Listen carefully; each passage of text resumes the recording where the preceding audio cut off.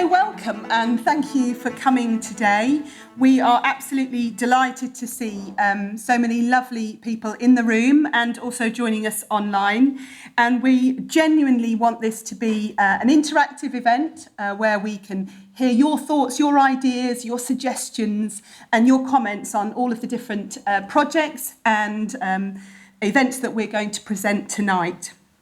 We recognise that we've got some really valuable expertise around us, right from those who work directly with children face-to-face, with families, within communities, to those supporting schools, school leadership, through to experienced researchers and academics, to name but a few. So we're really grateful that you're all here and we really want to engage with you. Firstly, I'm just going to introduce you to our Head of School of Education and Lifelong Learning, Jan Lebeau. What a success. Sorry. Thank you. Thank you, Elena, and thanks everyone for being here. Thank you to friends, colleagues joining online tonight. It's a great privilege to actually be able to launch formally that initiative on which we've been working for many years. Basically, I've got 2-3 minutes to tell you about a story that's probably 5 or 6 or 7 years old. Joyce Morris died in December 2014, and we've got Professor Greg Brooks, who will, from the University of Sheffield, who will tell us a little bit more about the connection between those projects we're presenting tonight and Joyce Morris and the legacy of Joyce Morris in the field of early years literacy.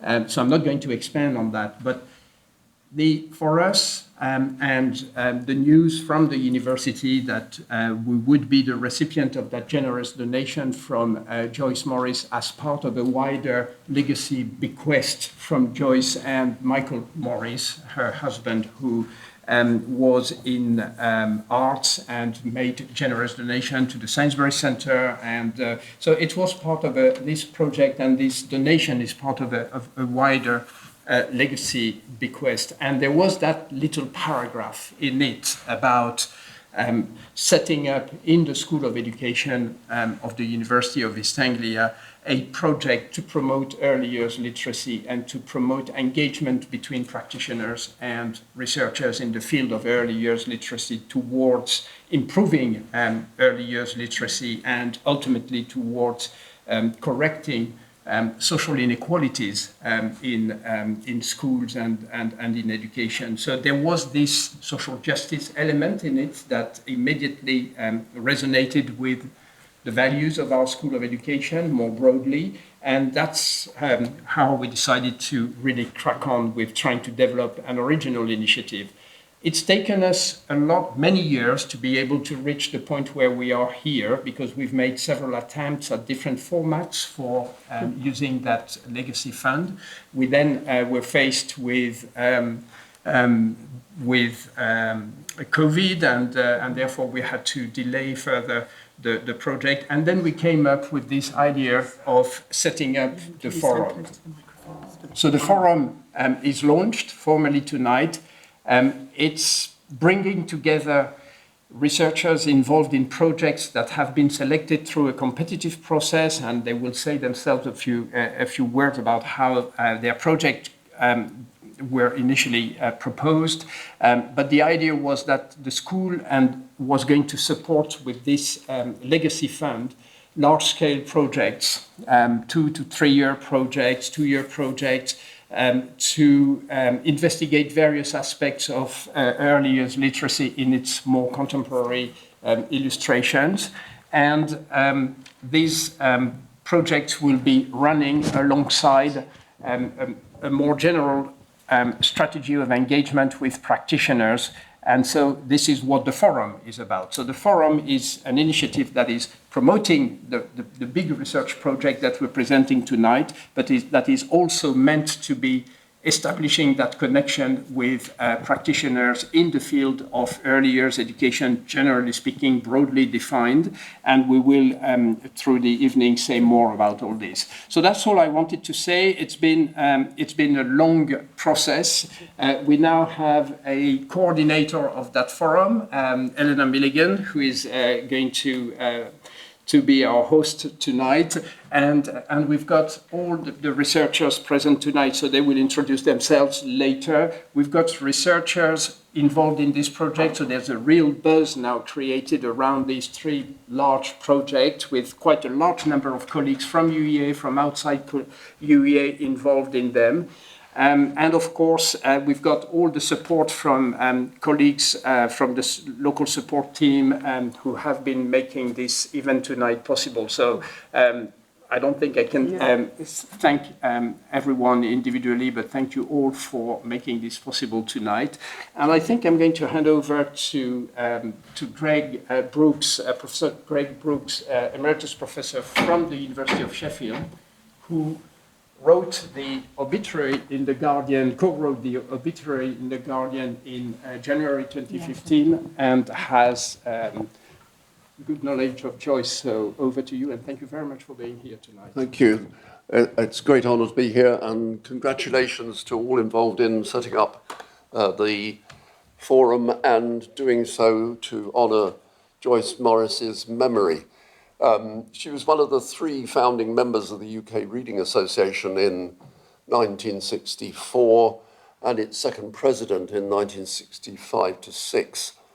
I was the 30-somethingth president in 1999-2000.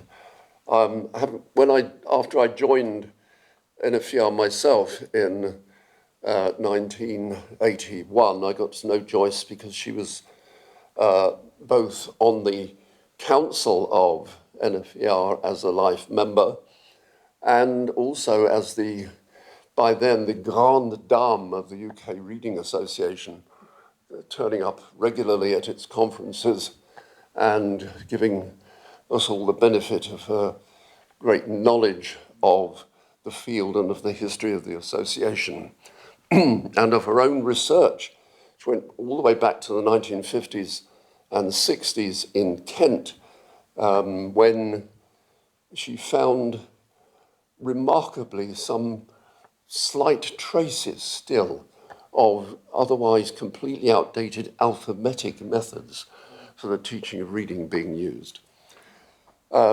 She was the grande dame to the extent that in 2003, when the association decided it wanted to change its name to replace reading with literacy, Joyce was, of course, consulted and gave her approval. In the terms of her ongoing influence on the field, it's mixed. She would be delighted that there is recognition now of the phonetic or phonemic, to an extent, of the phonetic and phonemic basis of English orthography, which she did quite a lot to promote under the title of Phonics 44 herself in a document published in 1984, but which she had been working on for a long time before that. She would be saddened, I think, to realize that this is still not deeply embedded enough within the theory and practice of the initial teaching of literacy. In the last 2.5 years, I've been involved in evaluating an innovative approach to the teaching of spelling in English. When I said to the teachers involved in the evaluation that knowledge of a broad phonetic transcription of English is embedded in the national curriculum for English in England and supposed to be part of the knowledge of initial teachers of literacy, they looked at me with total incomprehension.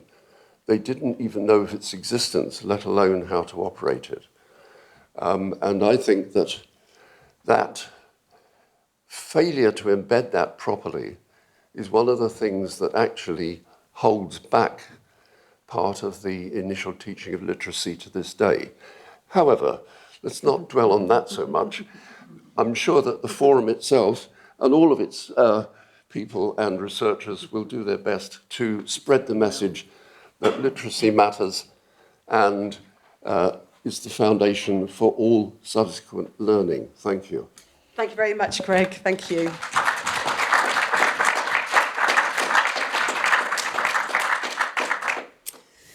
So our aims, as Jan explained, are about sort of looking at this interdisciplinary research in all aspects of early years literacies and to promote this research, to build the capacity within the school and obviously make a difference to children's lives, supporting schools and all those who work with them.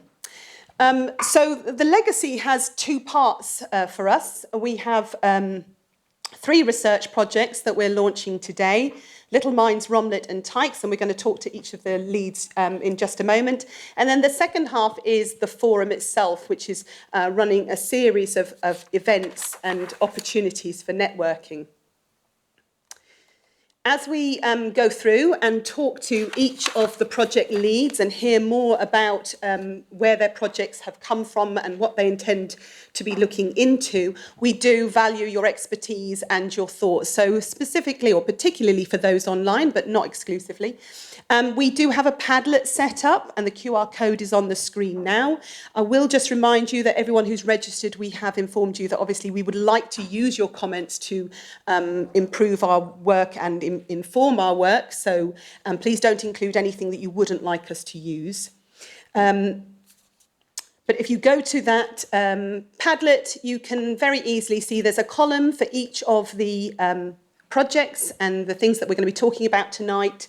So if you're not in the room and you don't have the ability to put your hand up and ask directly, then please just click on the translucent plus sign to draw up a new comments box and add your comments. We have some lovely research assistants in the room who will put their hand up and share your contribution with us. Okay, so without further ado, we'll go and find out about Little Minds. And I suppose, first of all, I should ask you two lovely ladies to introduce yourselves. Okay, I'm Kate Russell. Oh, yeah. Hi everyone, I'm Kim Bartholomew. Lovely. So let's start with you, Kate, then, shall we? What are you looking into with this Little Minds project? What's the basis? So broadly speaking, we're aiming to look at the potential influence of a wellbeing intervention and more specifically mindfulness-based skills and abilities and practices that can help support the early years kids' development in language, speech and communication skills. And where did this sort of project come from then? Why have you chosen to look into this particularly? Our initial kind of idea developed from the fact that, I'm sure as everyone who's joined us this evening is aware that there are increasing numbers of children who are starting school with poor language, speech and communication skills. And this has only been exacerbated by COVID-19. So there's lots of recent studies which have shown the acute, significant negative impact of lockdowns on early years language acquisition. In addition, the pandemic led to concerns about children's mental health and their wider social and emotional development. So Kate and I both share research interests in self-regulation and issues around well-being.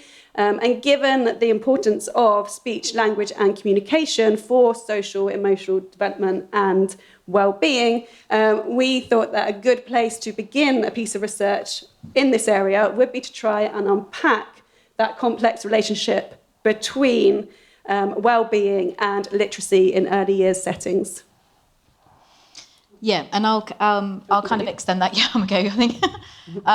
And so we know that there's quite a lot of research that shows the relationship between supporting kind of well-being and how that kind of influences speech and communication, but we didn't really understand what mechanisms are kind of in place. So For us, when we're talking about well-being, we're looking specifically at more kind of mindfulness-based practices. So mindfulness is the process where we can turn to tune into our attention deliberately, kind of on purpose in the present moment, and using kind of a non-judgmental approach to this. We know that research indicates that mindfulness can really help improve lots of skills around emotional regulation, self-regulation. It can have an impact on executive function. It has an impact on social and emotional kind of well-being. And we also kind of know and have this sense that it does have an impact on ability to deal with like conflict kind of resolution. It changes the relationships that you might have with significant others. So we sense and we understand that there is a connection to wider potential speech and communication aspects too. And that's the thing that we really want to be able to try and focus on now.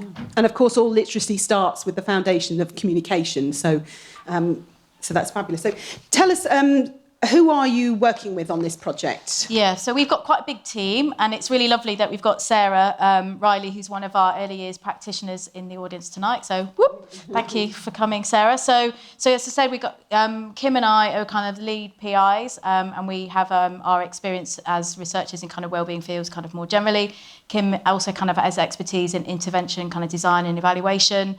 I'm a mindfulness teacher as well. And then we have you, Eleanor, as our early years expert, which we're very grateful for.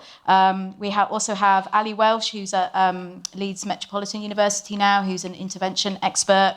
As I said, we have Sarah here, who's one of our early years practitioners. We also have another person, Susie Squirrel Hughes, who's also a practitioner in the local area, who's a partner with us.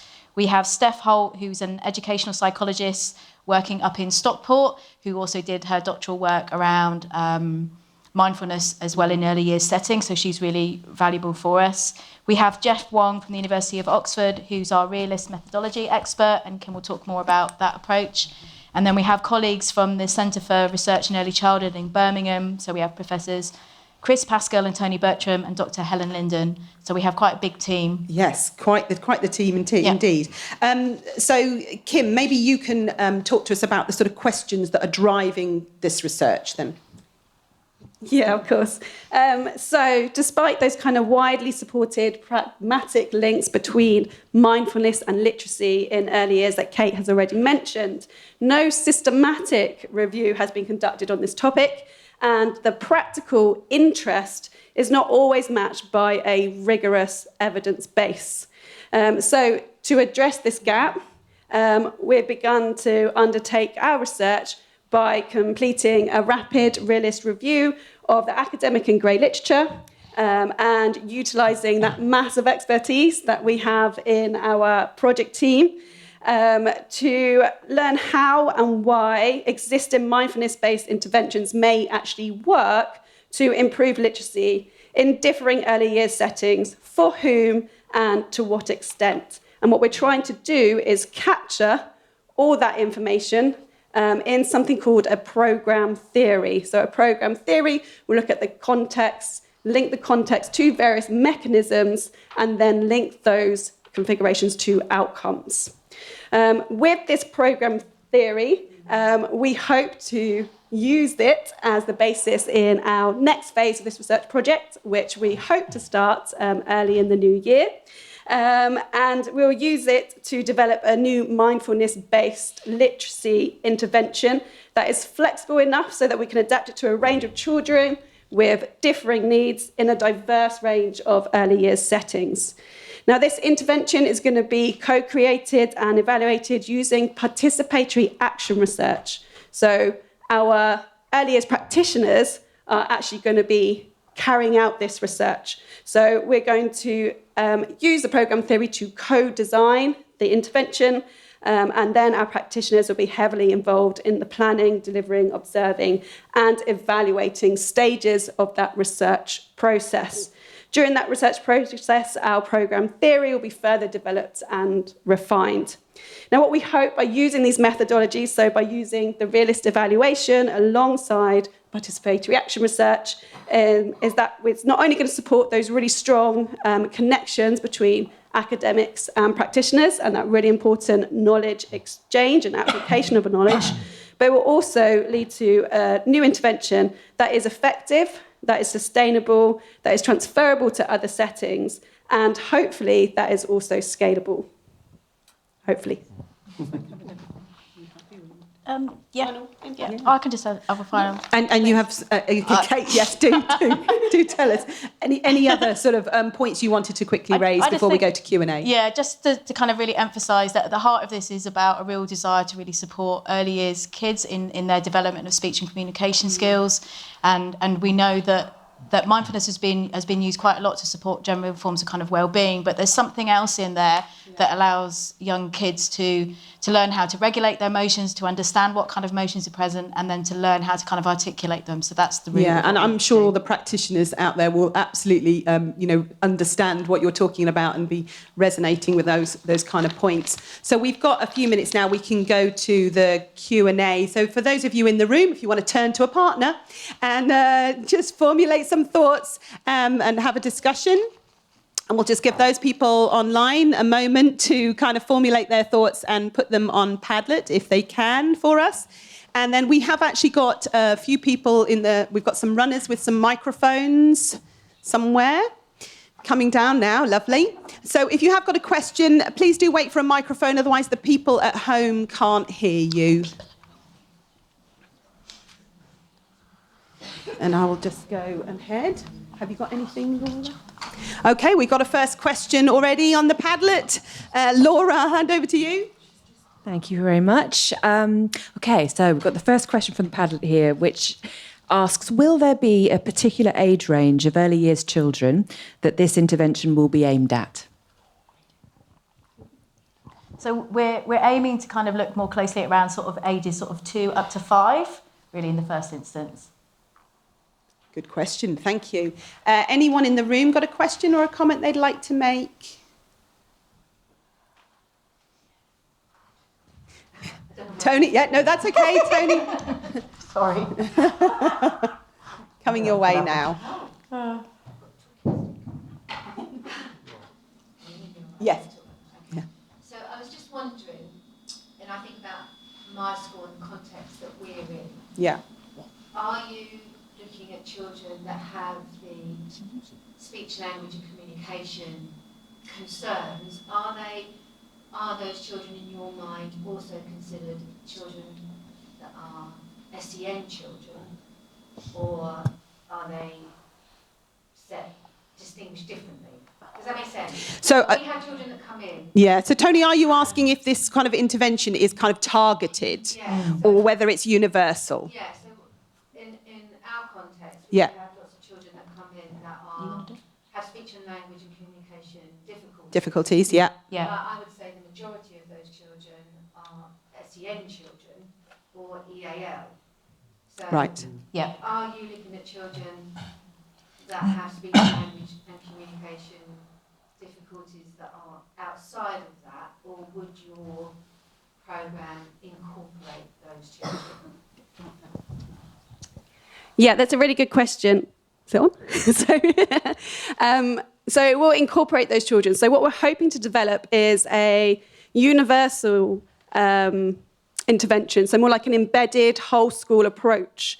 So it will be involving all children in the classroom, but already from the initial findings from our rapid realist review, we are seeing that actually these interventions have the biggest impact on those children who need it most. So it might be those children kind of that you've picked out there. So it won't be targeted, it won't be focused on them, but already the evidence is suggesting that those who need it most will benefit most. And part of what we're planning on doing is that in most mindfulness curriculums, there's a core set of activities that are kind of like universal mindful principles that are going to be kind of embedded, and then there's going to be the space to have some flexibility to match the setting, so that if you know that you need something slightly different, there will be that core, but then there will be the aspects that you can adjust accordingly as well, so that it's going to be flexible enough for any context. Thank you. Good. So we're going to move on now to Tykes, unless there are any other questions in the room. Okay. Lovely. So shall I, first of all, would you like to introduce yourselves? Sure. I'm Harry Dyer. I'm a lecturer in education here with expertise in digital sociology. Lovely. Hi, good evening. Thank you for coming. I'm Simon Hammond. I'm also a lecturer in School of Education and have similar expertise to Harry. And that's why you hang out together. We do. Okay, because you like to play with the same things. Okay, so tell us, what does TIKE stand for? Yeah, it's a slightly tortured acronym, but one we feel is important to get across for a range of reasons. So it stands for Towards Developing Understandings of Young Kids' Digital Literacies in Early Years Foundation Stage.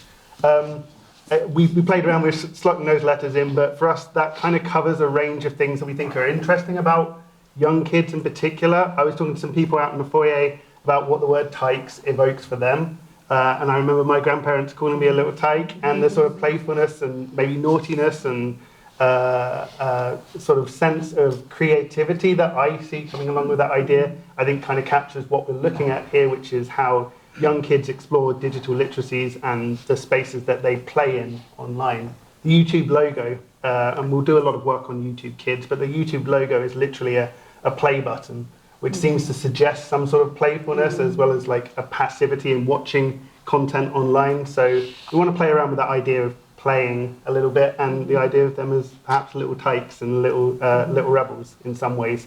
But also, I guess, the idea of building towards something was really important for us. So we see this project as developing hopefully some real interventions, and Simon will talk a lot about what we hope to do with the outputs of this project, but research and theory and literature for academic audiences, but also real interventions for young kids, but also for parents, practitioners around YouTube and around digital literacies and online video sharing platforms, because I suspect there's a lot of myths and worries and concerns around what kids are doing online, some of which are valid, some of which are scaremongering stories, and we will kind of want to pick out what is happening online, what young kids are experiencing, and what that means for the sorts of literacies they're developing as practices, as well as the skills that they're developing online.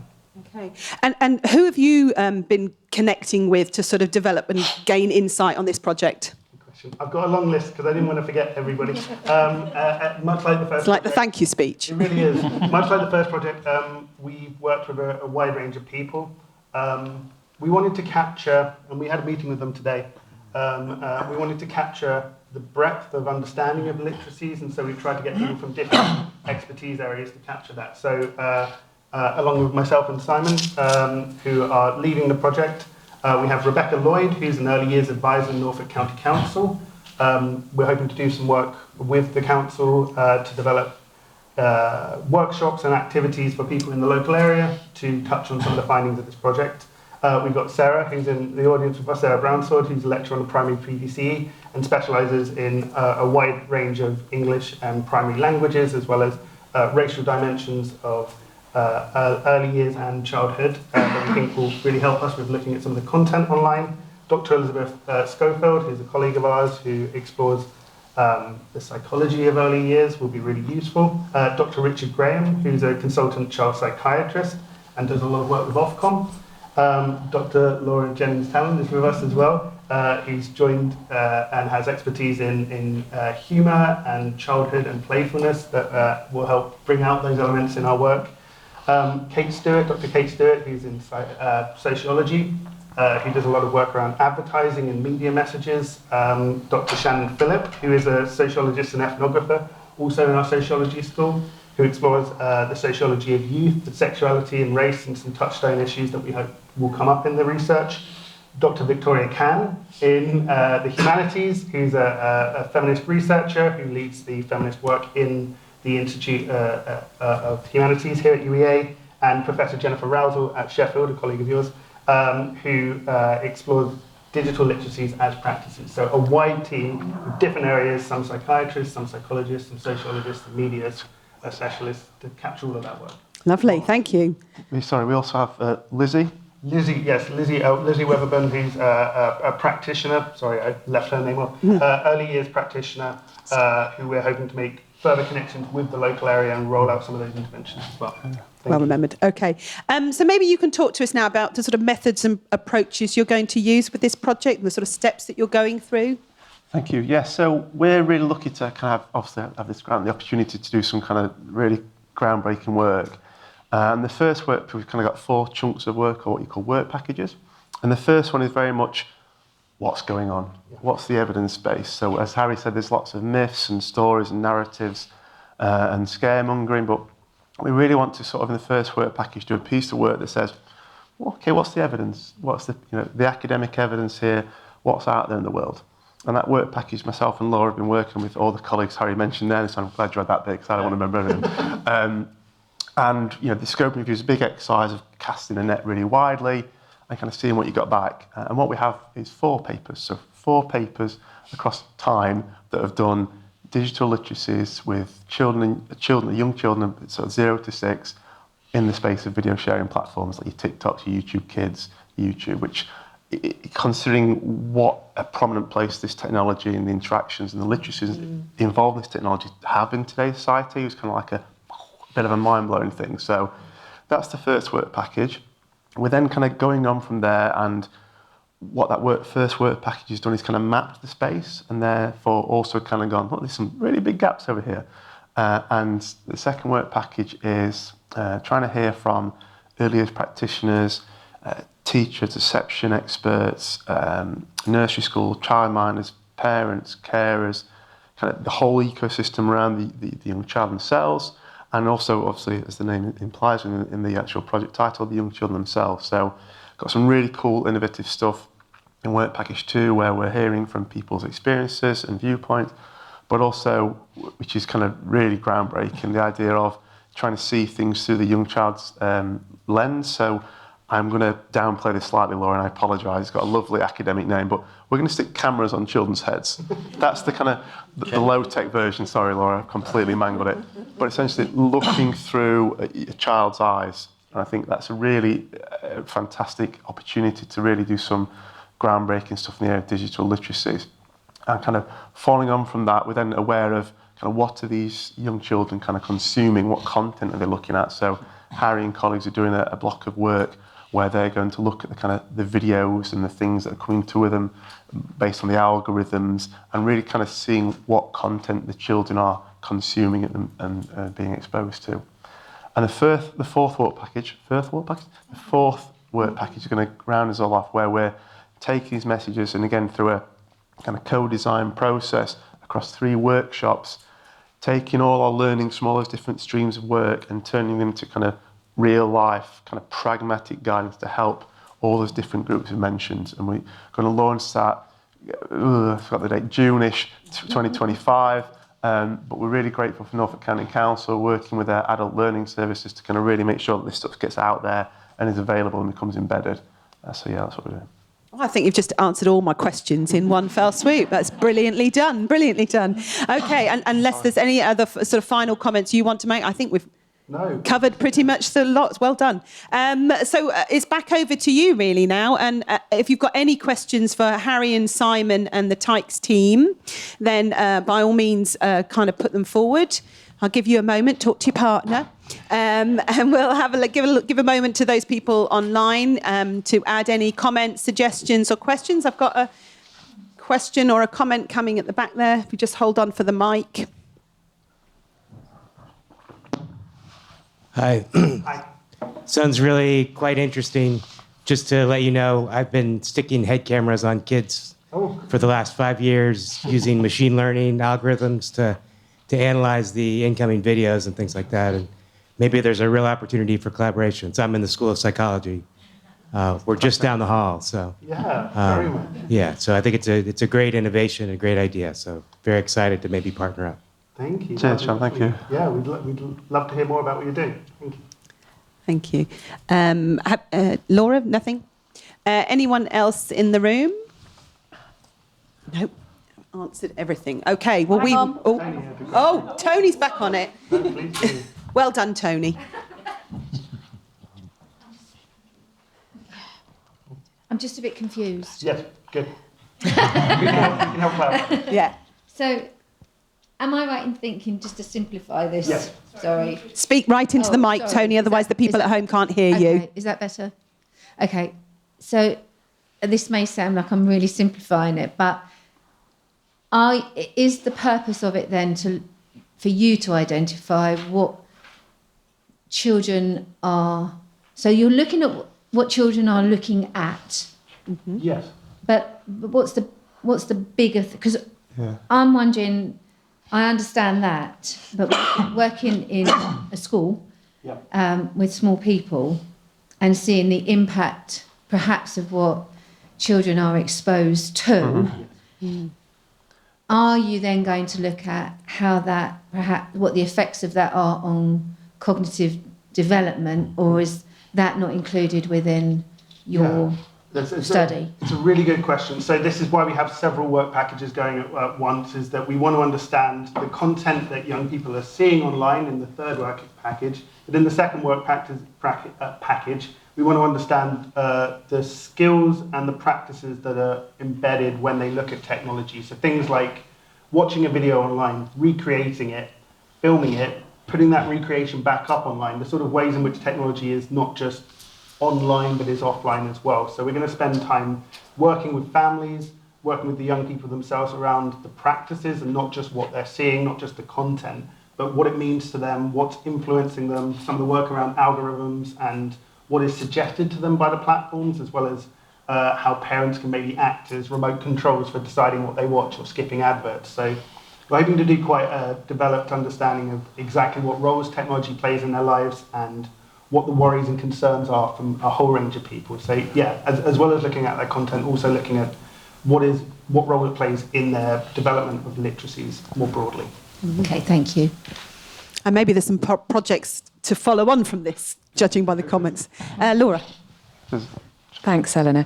Got a couple of questions from the Padlet here. The first one is, once embedded in Norfolk, are you hoping to expand guidance across other local authorities or age ranges? Can I take that one? Is that right? Yes, please. Yes. No, so, sorry, a bit of tongue-in-cheek, and I guess it picks up on the previous question. So we're aware that, whilst we are a Norfolk-centric piece of work at the moment, YouTube, as you'll be aware, isn't a Norfolk-centric technology, and the issues and the things you mentioned there aren't just Norfolk-centric concerns. So for me, this is a platform and a really great starting point to do some really innovative stuff that can make a difference. I'm lucky enough to work with Ofcom and regulatory platforms, so really to kind of talking to your concerns there, trying to do some work to really dig into that and then move beyond kind of what we think is going on to kind of help to generate some kind of evidence base around it. So yeah, yes. Brilliant, thank you. And the second one is, will the observations of children consuming content explore the possible risks they may face? Yes, we want to get into this in some ways, and so we've just got through our ethics, as you'll know, Laura, having helped us with that. We want to look at the risks, the worries, the concerns about what they are seeing online, to see which ones are founded based on what we spot, but also how they navigate these risks and how young children feel about the content they see. So yeah, this is something we're going to work on developing with the young people and the practitioners and the parents and carers as well. This thing to follow up, if that's okay, and I think it's also just what we'll think will be coming across is that risk doesn't necessarily mean harm, and therefore the ability of all those kind of practitioners and adults around the child, how they can help, as Harry said, kind of navigate and do that. And I think we have, myself and Kim have a strand of work around digital resilience and just thinking about how that ability to learn, doesn't just stop in this kind of physical world, that the online learning happens, so you have to make mistakes sometimes, and helping practitioners and carers and adults around that recognise that learning opportunity and how those are navigated. So absolutely. Thank you. Did you have a question? I did have a question. At first I think it's brilliant. Oh. Hello, yeah. At first I think it's brilliant that you're looking at technology and literacy. I think that really is. It's amazing how few papers are out there, given how prominent that is and pervasive it is from all families, probably all around the world. I just wondered if there's any synergy between what you are doing and what you are doing, given that in order for you to study what you're looking at, there's a lot of being plugged in and hooked on things which might interfere with well-being literacy. And I just wondered whether there's been any conversation between We try not to talk to them, to be honest. Fair enough, okay.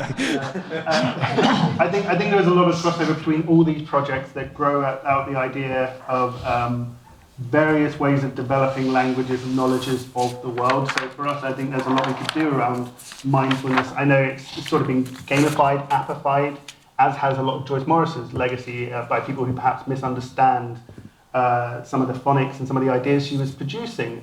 So we're going to look at the ways in which these are presented to young kids and how they navigate them, and then hopefully do some crossover work with the other projects as well. I think it'd be really useful. So we have a paper coming up that we're going to present collectively at a conference very soon where we'll develop some of these ideas. But yeah, something we're going to explore.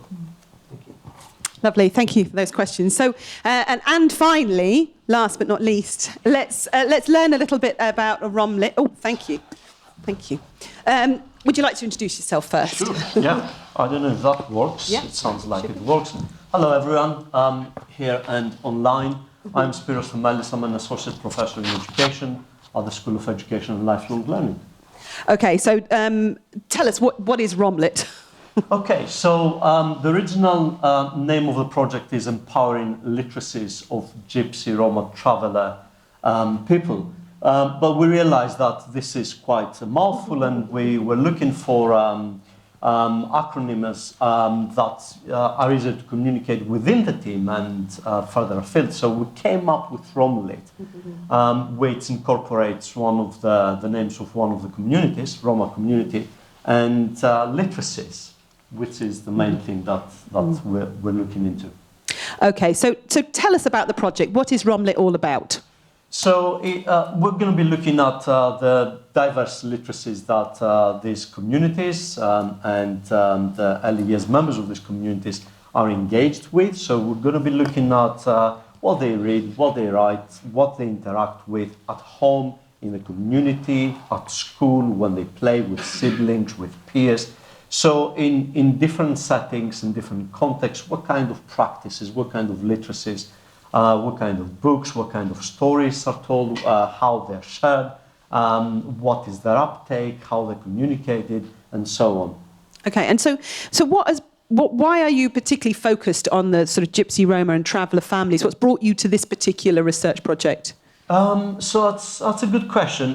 When I started my career, I suppose, when I was writing my PhD, was on education and social mobility of Gypsy Roma travellers.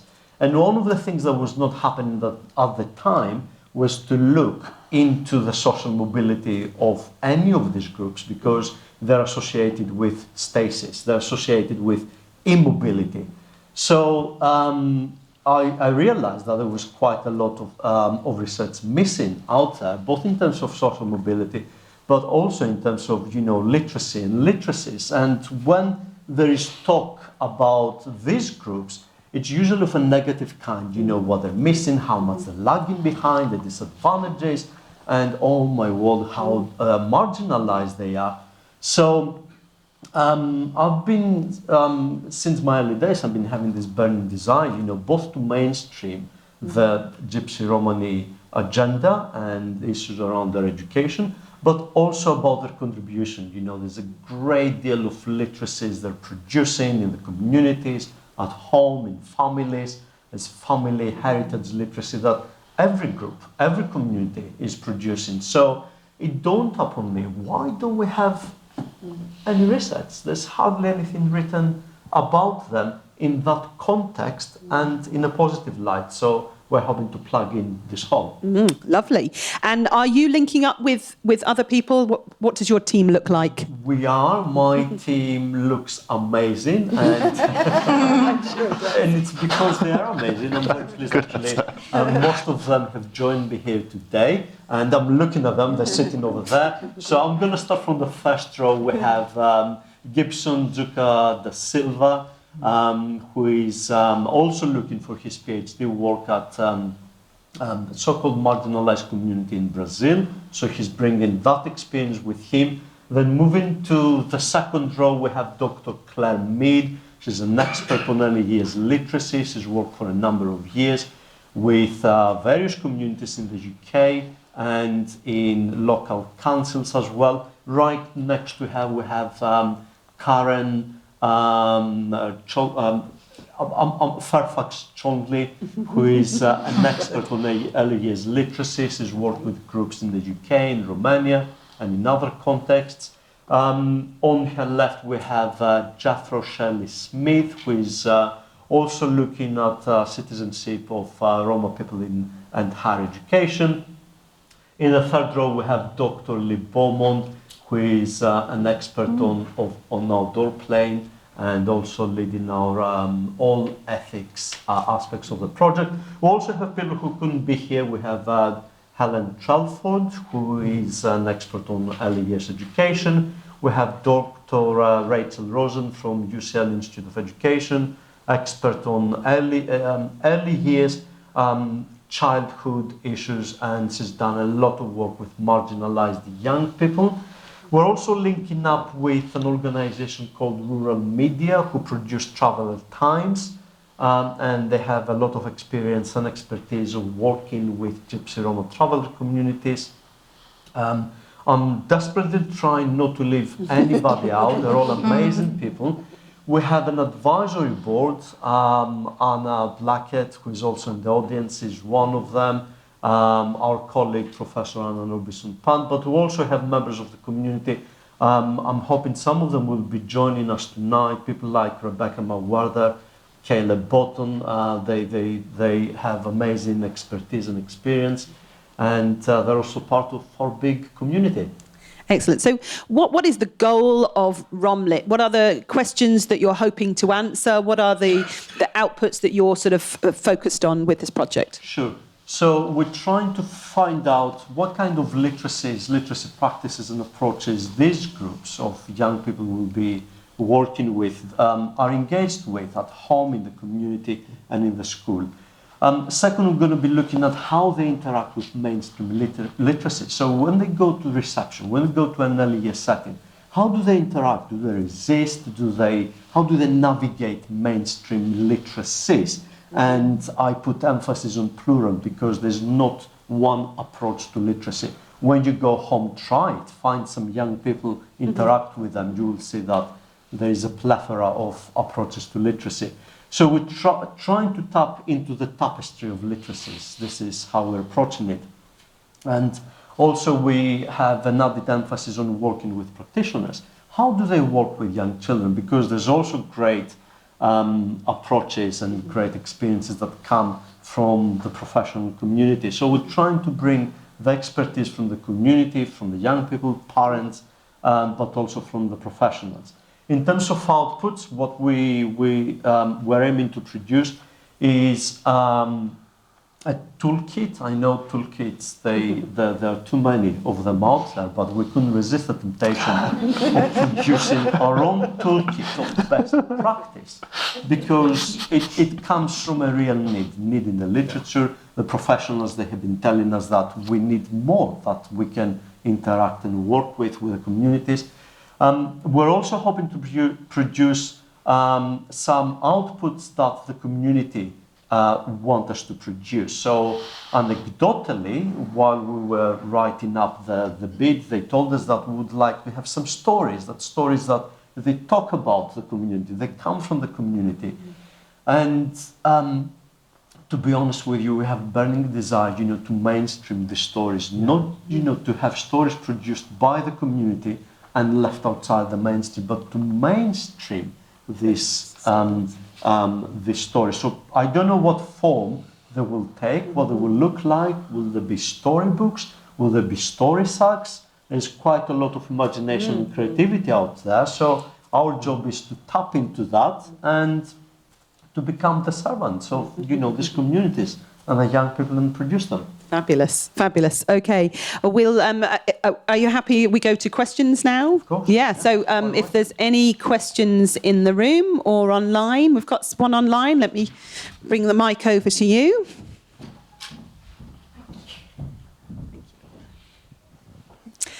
Thank you. Okay, Spiros. So, the first question that we had on the Padlet was, why are you focusing on this group? But I think that you've spoken about that, but I don't know if you want to say any more about that. Perhaps I cannot. I could go on for ages. First, we desperately need more studies. We need more attention. It's not often we have rooms like this and people like you engaging, interacting, listening, to a discussion about what these communities can have to offer. Second, because the communities themselves, they told us that, would like more research. Third, because there's been a great deal of initiatives in the last 10, 15 years around the upper end of education, higher education, and access into higher education, which we welcome. That's been long time overdue. What has been totally overlooked is the bottom end, the early years. So there is an assumption that, communities like this, they haven't got any intention or any desire to, interact with early years literacy, and that couldn't be further from the truth. So we're responding to intellectual, community, and pragmatic needs. Brilliant, thank you. And secondly, how will you make and maintain contact with your chosen focus groups? Right, okay, so that brings me to one of the methodological innovations we're introducing with this project. So quite often the problem is that we have people, like myself, who work in the university, the ivory tower, and they go into a community, they collect the data, they put them in the bag and they run away, they write beautiful papers, they go to beautiful audiences, beautiful places, present, and never mind about the community. We're trying to change the narrative, and I know pretty much everybody here is very aware about that and that they're not doing that. But we have an added responsibility when we're working with these communities. So first, we are working already with people from the community. Second, we will be very soon actually hiring community co-researchers that will be working with us, designing the stages, the next stages of the research, collecting the data, working on the production of the outcomes, disseminating findings, and pretty much doing everything else that anybody working in the ivory tower will be doing. In the final stage of the project, we will be going into the communities also to deliver some workshops with the communities about introducing, presenting our outcomes, and figuring out whether they make any sense and whether we need to do more work and how we can leave this work as our legacy in the communities we work with, and also for other communities of Gypsy, Roma, Traveller background, or of any background. Brilliant, thank you. I've just got, sorry, just one last. It's not really a question. It's a thought that somebody's offered. It says, I feel that the use of story has such exciting potential across marginalised groups. Great. Great. I think so. Okay. Question? Oh, you go. Yeah, you go. Thanks. Oh, yeah, thank you. Once upon a time, and I'm talking of roughly 40 years ago, and definitely pre-Ofsted, there was an HMI with special responsibility for the education of traveller groups. Now, is there any trace of that sort of interest among the Highegians these days? Thanks for the opportunity to talk about policy and the lack of policy. The quick answer is no. So a lot of the interest, a lot of the policy interest has been subsumed. So there's a select committee, but it is not about traveller education, Gypsy Roma traveller education. It's about gender equality. And this is, it's subsumed under, wider groups with wider publicity. We've lost, as I'm sure you know, the local education authority, officers, who work with traveller communities. So that has fallen victim to austerity, and the problem is we don't have other so-called marginalized groups getting more attention, and we shouldn't be looking at them, as competing for resources. When funding is retreating from groups who need it the most, society is losing out, and this is what we have to try to get policymakers to understand. And that's another outcome of our project. Okay, excellent. And a round of applause, please, for our lovely PIs.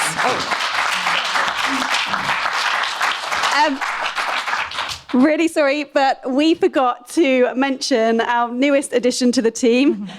Very, very important addition is Emma, who joined us as a Senior Research Associate on the project just last week. And we're very, very grateful to have her. And huge apologies from Kate for missing you off the list. Thank you all, thank you all. Okay, so we've come to the point now where I'm just going to do a little bit of an explanation of the forum events, and the aims for the forum really are about connecting researchers and practitioners and looking for those kind of networking opportunities. So you'll all have a flyer in the room, and those of you at home, I will email you a copy as a thank you after this event.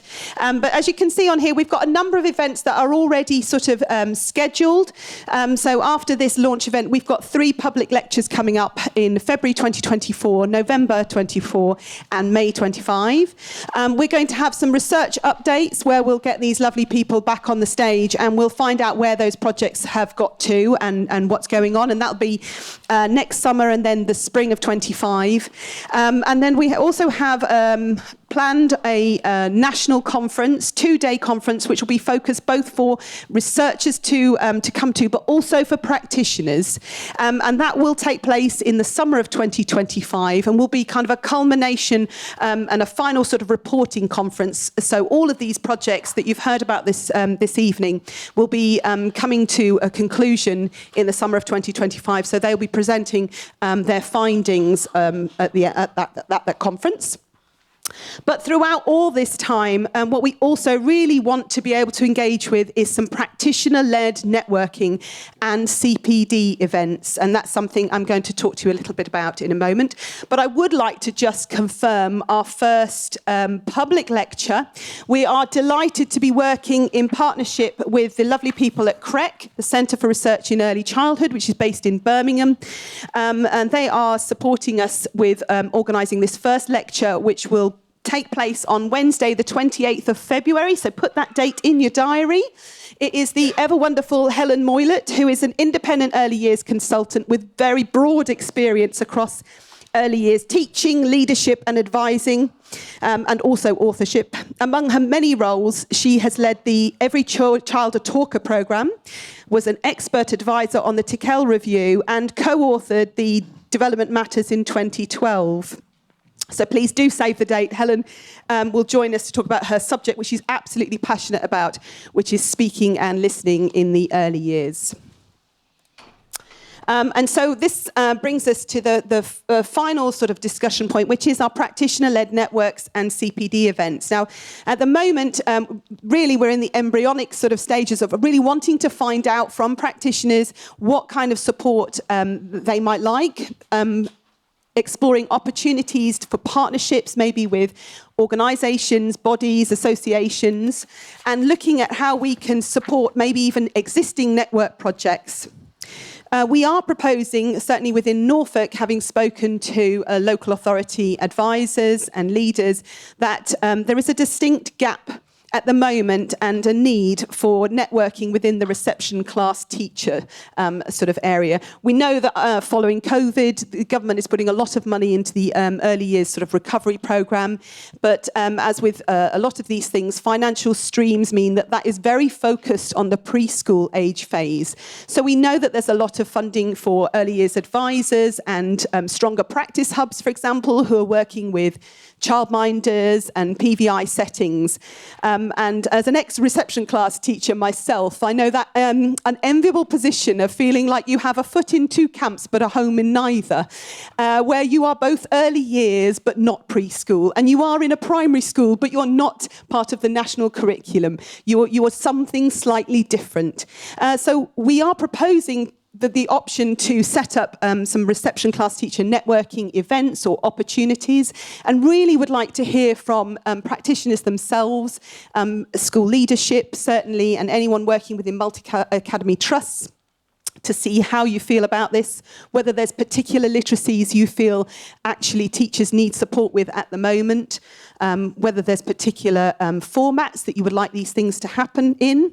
And we are absolutely interested to hear your thoughts on the potential for these sort of CPD events. Again, I'll give you a moment to formulate some thoughts, and we'll have a look what's on the Padlet, and certainly take any questions or questions or comments from the room.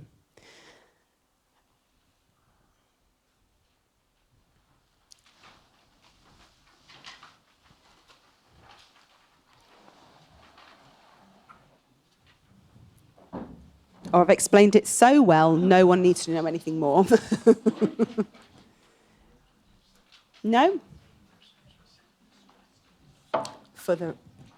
We're running late anyway, so we'll leave that. Okay, well, I will certainly leave that with my email address is there, and there's a QR code and our website link. So if you do think of anything or you do want to get in touch, please do contact us. We really want to talk. For those of you joining us online, we'd like to thank you once again, and good night. And for those of you in the room, let's continue this conversation with some drinks and nibbles in the foyer. Thank you very much.